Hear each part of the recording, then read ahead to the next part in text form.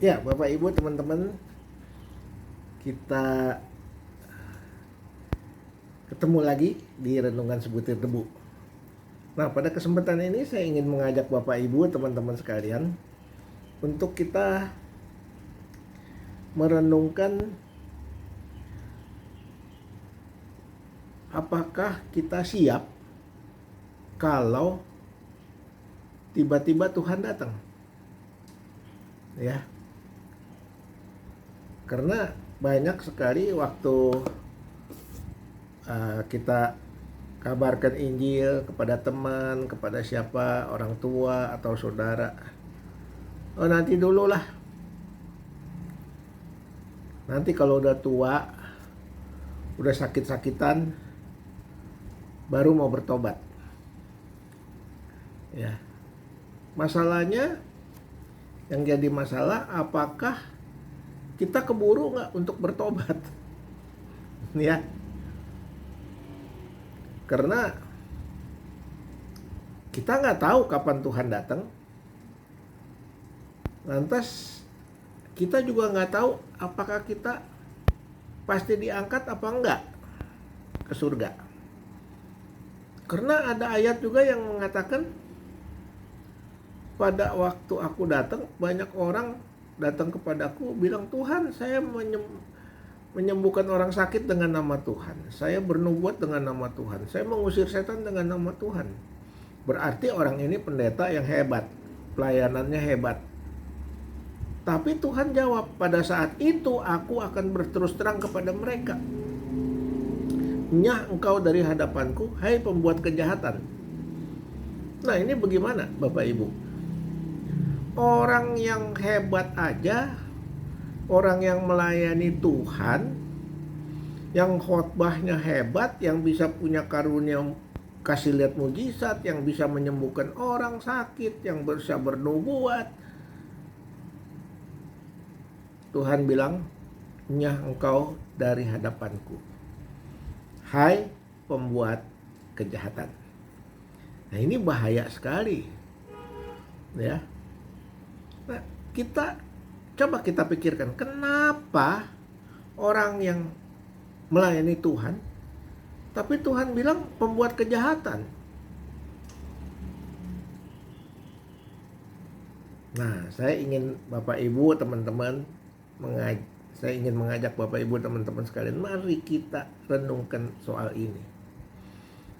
Jangan kita pikir kalau kita melayani Tuhan, kita hebat, kita berkhotbah hebat, kita berdoa hebat, Tuhan pasti menyelamatkan.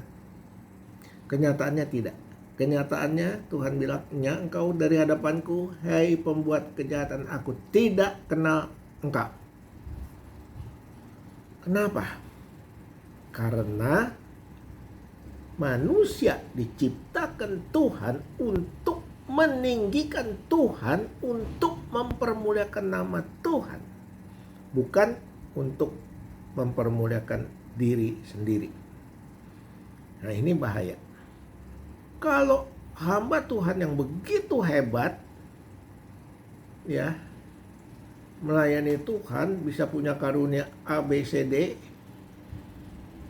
mereka terjebak dalam jerat-jerat yang dipasang si jahat, bahwa yang hebat itu dia, bukan Tuhannya. Akhirnya sepertinya dia melakukan penipuan tiap-tiap kali dia melayani Tuhan. Karena dia sebagai hamba Tuhan bukan mempermuliakan Tuhan, tapi dia mempermuliakan dirinya sendiri. Seolah-olah dia yang hebat, dia yang berkuasa, dia kebutin jas, orang gelepak semuanya. Apakah itu dia mempermuliakan nama Tuhan, atau dia mempermuliakan dirinya sendiri? Dia mau tunjukkan dia sakti, dia mau tunjukkan dia hebat. Hati-hati Bapak Ibu. Ya, kita harus selalu check and recheck. Back to the Bible. Alkitab mengatakan jangan tinggikan diri. Barang siapa meninggikan diri, aku yang rendahkan.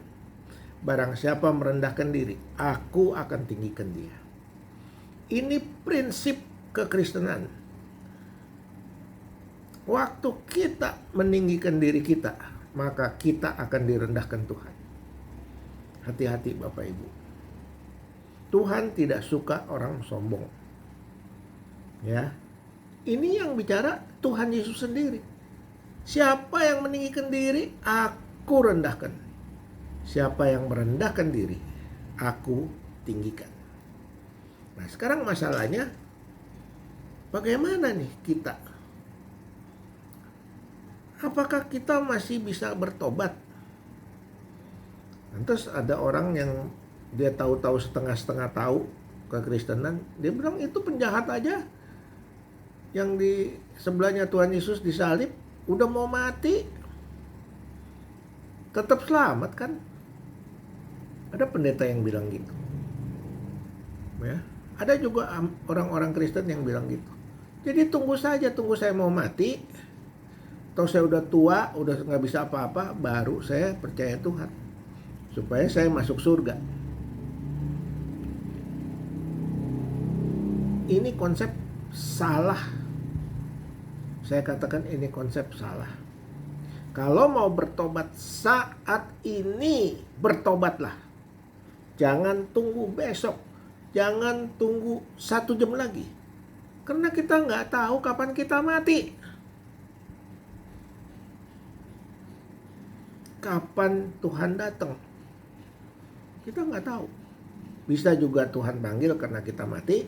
Bisa juga Tuhan datang, tapi kita nggak keangkat. Ya. Nah, ini yang bahaya Bapak Ibu. Nah, saya ingin membacakan satu ayat ya. Bagaimana kedatangan Tuhan.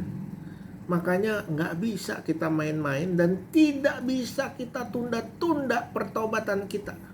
Kalau Bapak Ibu yang dengar firman ini mau mengakui Tuhan Yesus adalah Tuhan, segera bertobat.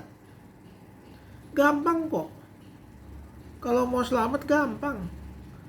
Tuhan bilang, barang siapa yang mengaku dengan dalam hati dan mengaku dengan mulut, aku Tuhan, maka kamu selamat. Cuman gitu doang. Barang siapa hati kita mengaku Tuhan Yesus adalah Tuhan, mulut kita juga mengucapkan bahwa saya percaya Tuhan Yesus adalah Tuhan, selamat. Ya. Maka itu ucapkanlah seperti itu, bertobatlah. Jangan berbuat dosa lagi. Berubahlah dari perilaku lama menjadi perilaku baru. Selagi masih ada kesempatan Bapak Ibu. Kenapa saya katakan itu? Selagi masih ada kesempatan. Karena ada ayat dalam Matius pasal 24. Matius pasal 24 ayat 27.